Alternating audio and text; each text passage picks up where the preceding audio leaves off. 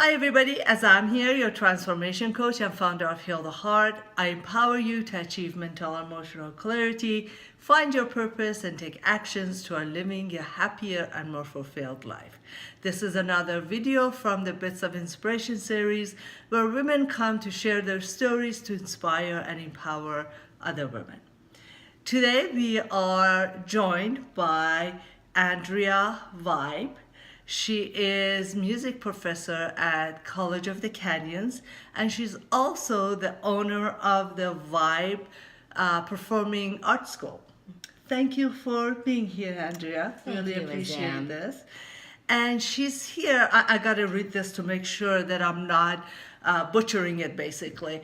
I loved it when I read this. She's here to talk about the idea of that it's not a setback, it is set up for coming back. Yes.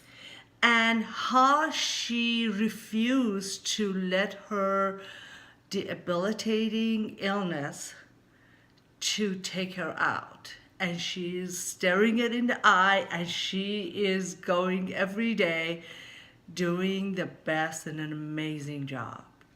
Thank you, Andrea, for being here. My pleasure.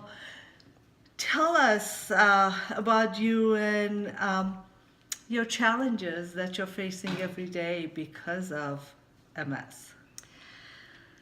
Well, I was diagnosed with multiple sclerosis shortly after my son, Scotty, was born. Today he's 15. Oh. So I've had it for a while. I think anyone, when they are diagnosed with any challenge, it's quite a setback. Yes. And especially being a brand new mother, so excited. Yeah. I waited to be a mother, I was married, I was happy, and then you get that kind of a blow. My body was not functioning the way that I wanted it to function. And once you're diagnosed with something like that, I did not know how to react. Yeah. So. And you were already dealing with the challenges of being a new mom, both emotionally and physically, trying to recover and figuring out how to take care of this amazing little being, and then being hit with this news. Yes.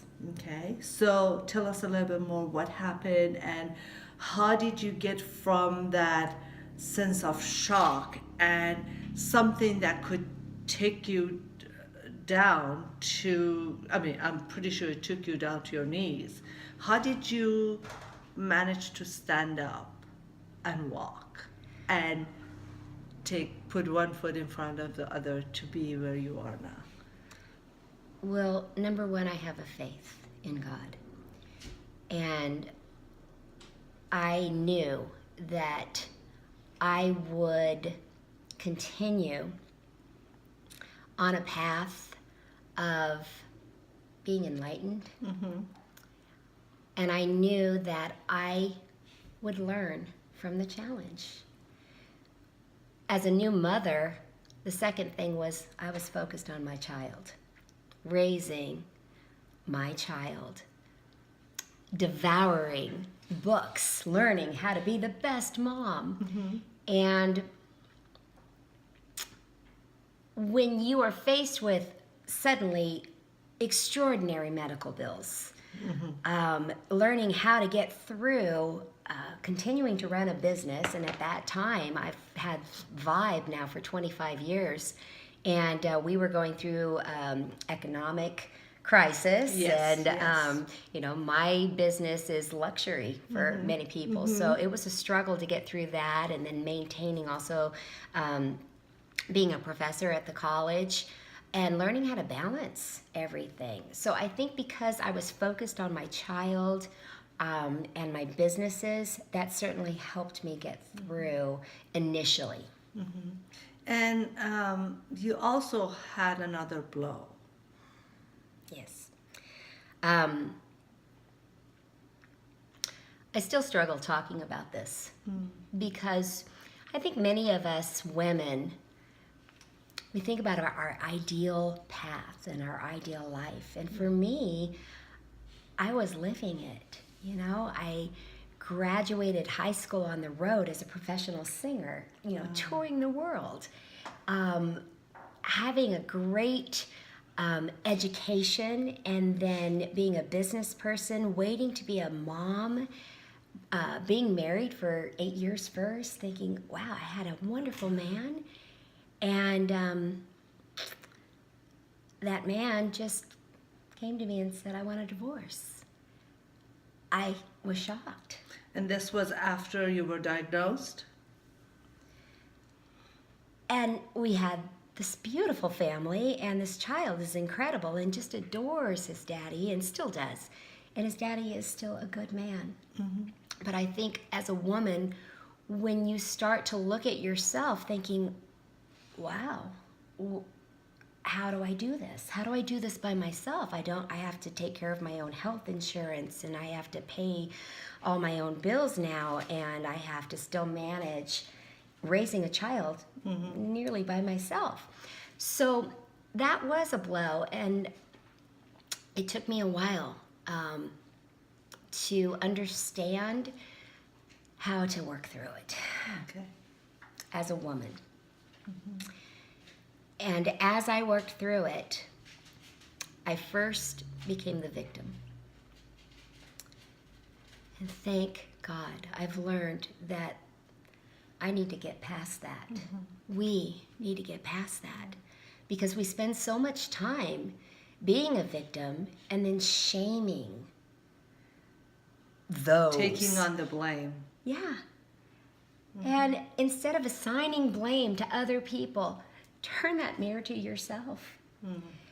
And then, of course, I beat up on myself, thinking, oh, you know, wow, wowsy, woo-woo, you know. But then I learned it's not a setback. Mm-hmm. It's a setup for a comeback. So tell me a little bit more. One, before we go on, you're so right. We get, as soon as something comes up, whether it is an illness or a situation, we go into poor me syndrome. Why me? Yes. What did I do? Why did I deserve that? And we blame everything from the other person to, our creator to then ourselves.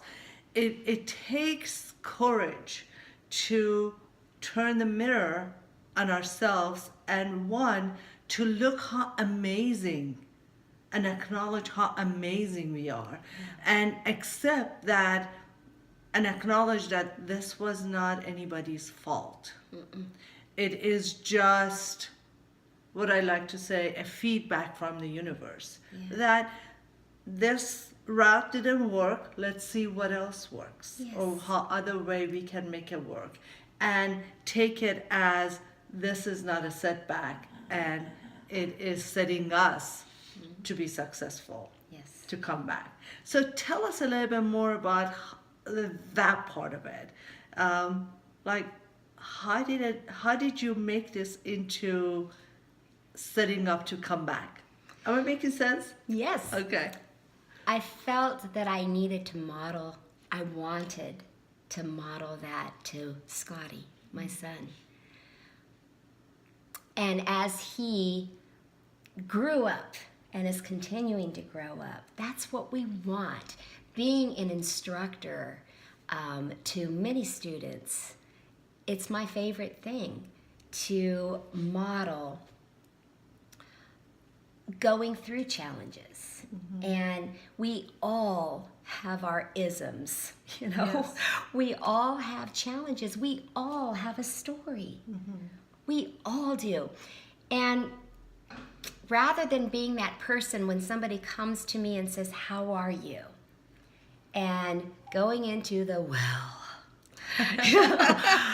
making it drama, huh? Yes. Performing it. Yes. I learned not to go there. Genuinely, we have our ups and downs, but the more that we focus on the positive and the silver lining, the more we don't want to stay negative. Yeah. And it's more of a joy. Every day, is not easy to get up for me. Yeah. But I do, and I smile. And then I bounce out of it. Because once you focus on what good things are in your world, in your life, and what you can look forward to, that's a wonderful thing. It is. I got an email from someone who was saying that he cannot afford my services, but what can I share with him that he can, get himself out of this situation that he is in?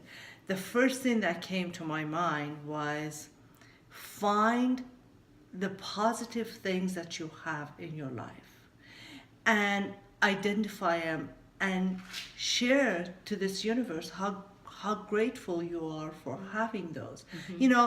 We all talk about, gratitude, gratitude, gratitude, and it becomes like a loaded word at some point. But literally and reality, it is looking at turning all the negatives or any negatives, if we can, into the other way.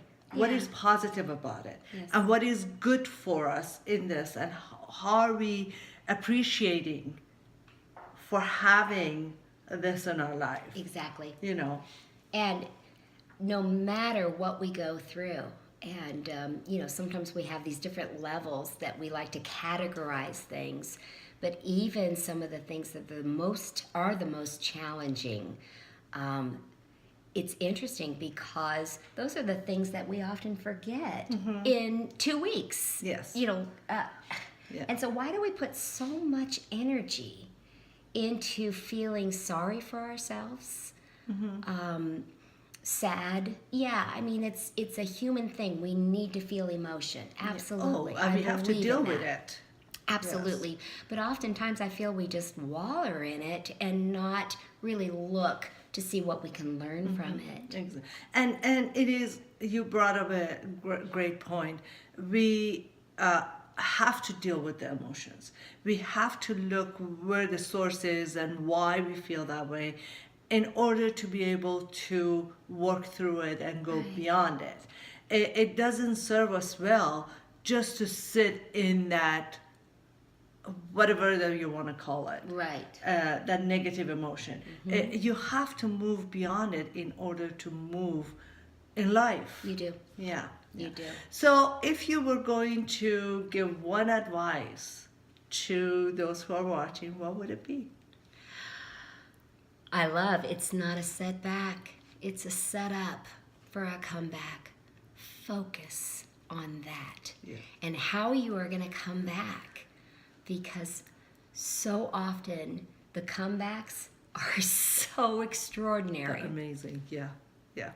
Thank you so much for coming, Andrea. I really appreciate the time that you took to drive to my home studio and do this and share your story. And if any of you out there have a story you would like to share that you can inspire and empower other women, please contact me at healtheheart.com. Aazam Irilian at healtheheart.com. And let's chat a bit. You take care and talk to you soon. Bye-bye.